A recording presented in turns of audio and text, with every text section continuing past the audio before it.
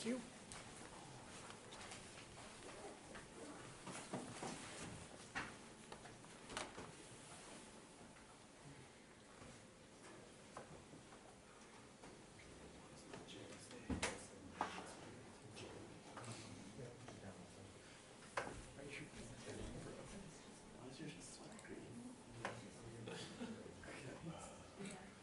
Same color as my money.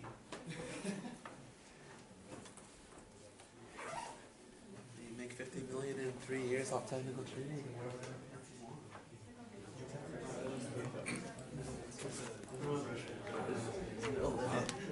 No. Sweatpants.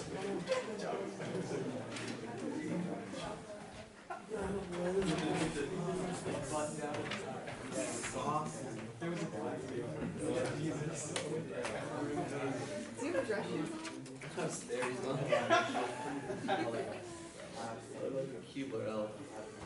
It's an unorthodox color scheme. My pants weren't gonna make sense until I realized that.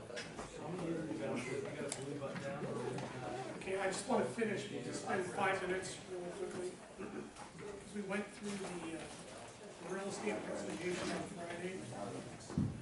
Here's the reason why you have to do a 1031 exchange. Okay, I invested in real estate, I've basically been taking depreciation. As I'm taking depreciation, I got this recaptured. I'm gonna have to pay taxes on that. And I got the capital gains tax. So at some point in time, if you've held the property for more than 15, 20 years, you gotta do a 1031 exchange. So people are coming to me saying, Larry, I want out of real estate, what do? I tell them, I say you can do a 1031 exchange, and what I would do is do a 1031 exchange into multiple properties, set up a property management company as a C Corp, charge yourself 10% of the gross potential rental income right off the top, and put the funds in the corporation. Once you put the funds in the corporation and you're managing your own properties, I can pay myself a W-2, a bonus, all my medical, all my dental gets paid for, all my education gets paid for, my car, my phone, a portion of my rent. I can start expensing everything and collapse my costs and my expenses and run it pre-tax through my C Corp, through my property management company. Also, if I do a good job on the property management side, I got other people bringing me their assets to manage their properties. And when they decide to sell their properties, I buy their properties and bring them into my portfolio.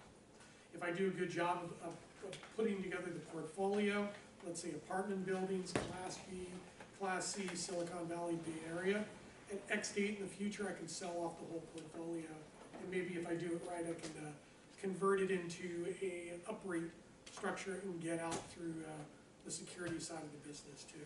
So there's ways of getting out, but that's the operating strategy to get out. Go ahead.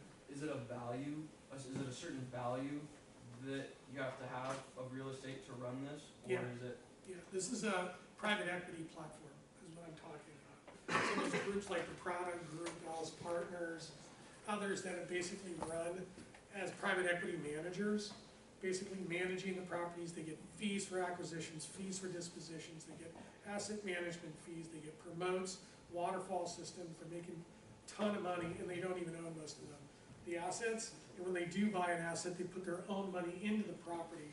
So they're basically making returns, they're making cash flows, they're charging fees, they're acquisition fees, disposition fees. These guys make a ton of money. So this is more than just owning like an apartment complex? Yeah, these are mostly institutional quality assets. And then there's been some advisors like that in the past. There's only 2 case studies over the last 20 years where they basically assembled large enough portfolios of institutional quality products and then went to their investors and say, let's do an IPO, let's convert the private equity portfolio to a public equity portfolio, let's do an IPO and let's go out as a REIT. Just like you would do with a tech company. And then when you're making all that money, you gotta be able to put it somewhere. So the first thing you put it is in the insurance products. Okay, so you start making money as a principal or senior level executive, you're going to be investing in these insurance products. And they're going to be getting disability insurance and life insurance on you too, if you're insurable. because if something happens to you and you go away, they're gonna be hit pretty hard in your revenue capabilities and the value that you bring to the company. And then once you set up your C Corp or you go work for somebody, you're gonna be accumulating in a 401k. Now, you're limited to the amount of money that you put in the 401k and what you invest in the 401k. At some point in time, you're gonna make too much money and you're out of the qualified side, okay? And then never leave your money at a company. Always roll the 401ks when you leave the company into a self-directed IRA. Find a good advisor that'll be able to manage your money on your behalf. If you put the money into an IRA, you can invest it in pretty much anything. But the problem is if any of the asset classes take a dip in valuation, there's no downside protection. So what I've been doing is putting a lot of my clients' IRA money into variable annuities with guaranteed investment protection riders. For 1 basis point on the AUM, you can buy a 7-year put option. So if the value of the assets within the IRA go down, or the IRA and the annuity go down, the insurance company basically says, you paid us a fee to basically buy this theoretical put option, and if the value of your portfolio drops below the principal amount that you put in, we will compensate you so you're totally whole. And as your portfolio starts to appreciate over time, you basically lift the floor, every 7 years to lock in your wealth, and then it lasts another 7 years. So basically what you're doing is you're putting portfolio insurance on your IRA accounts by applying the guaranteed investment protection riders on the variable annuities. The other product that was very innovative that came out was the guaranteed future income annuity. I'm 50 years old, I give New York Life $1 million. By the time I turn 70, they give me $100,000 guaranteed for the rest of my life, or my wife and my life, forever. So after 10 years, I've got my $1 million back. After 20 years, I got $1 million out of the insurance company, and after 30 years, I got $2 million out of them. I get my money back plus $2 million. These are really good. You can pump as much money into these things from the after-tax realm. Real estate, stock brokerage, business investments, that's all going to be after tax. You guys are going to make too much money. You're going to fund this qualified side. You're going to be thrown into the after-tax realm, and you better know what you're doing because you're going to get killed by the taxes. How do people in the GSPR, like when they Guaranteed insure, investment protection What's the rider? minimum for no, the the one GFI? above it? To make these things work, you got to throw like $1 million in. Okay. So my clients, if they have like $3 million in here in these Yeah. qualified accounts, I put $1 million in there. And how does the insurance company guarantee you? Because I go with companies like Northwestern and New York Life. New York Life invented this product. How And do they they get have, money they then? have zero debt and zero equity balance sheet. They're basically worth about $900 billion. If they were a publicly traded insurance company, they'd be worth like $2-3 trillion. That's why, because of the But they're life totally insurance conservative. policies. It takes Yeah. 50 years What's for the them to risk cash out. involved with that? Like what? There's no risk. How would they fail? They can't. New York Life can't fail.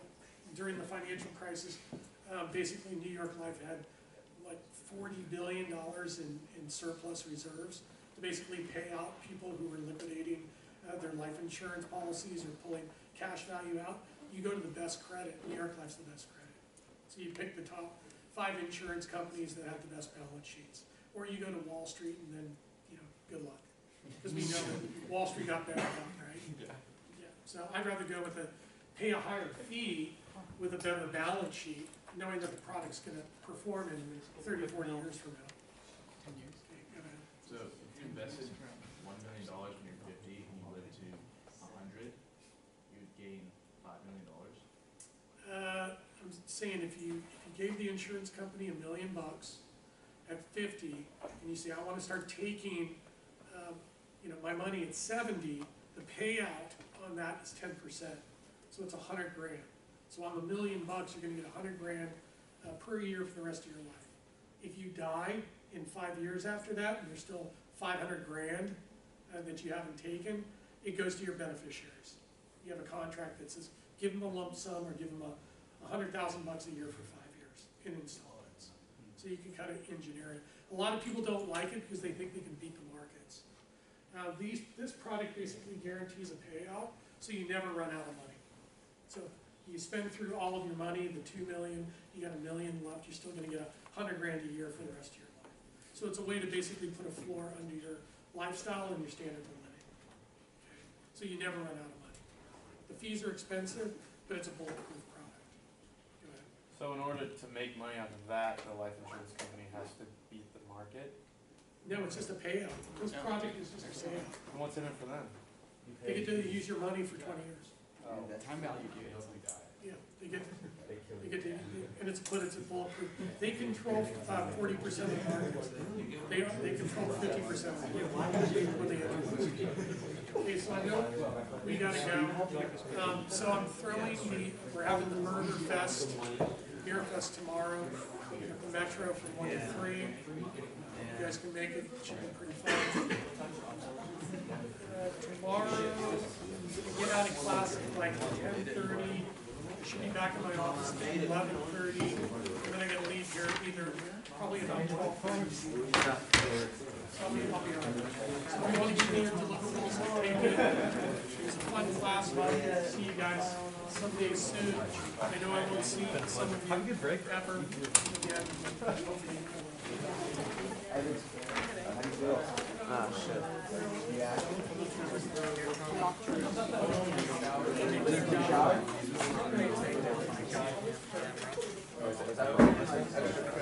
I get nothing for this. I just get told to do it. You should get like a quarter credit.